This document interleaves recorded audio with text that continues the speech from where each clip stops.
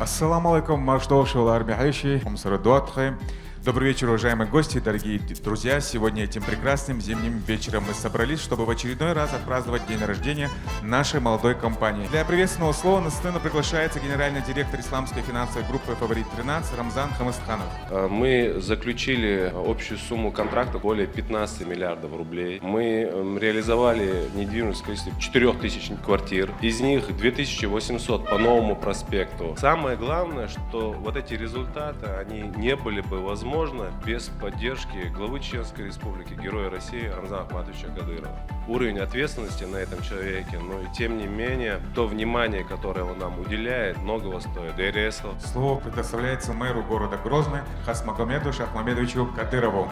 Добрый день, уважаемые гости, дорогие друзья. Рад приветствовать вас на значимом событии, посвященном двухлетию крупной финансовой организации «Фаворит-13».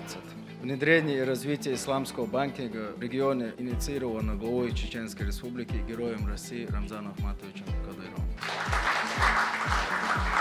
Как и стоило ожидать, это вызвало положительные отклики населения, оказало позитивное влияние на развитие экономики республики. Наш первый президент, Герой России Ахмат Хаджи Кадыров, будучи глубоко верующим мусульманином, всегда защищал интересы религии, нашего общества и государства. Сегодня мы увидим результаты начатого им благородного пути. В республике одна за другой открываются мечети, школы хафизов, медресе, организации, институты, деятельность которых осуществляется строго по нормам ислама. Уверен, в дальнейшем число ваших успешных проектов будет только расти.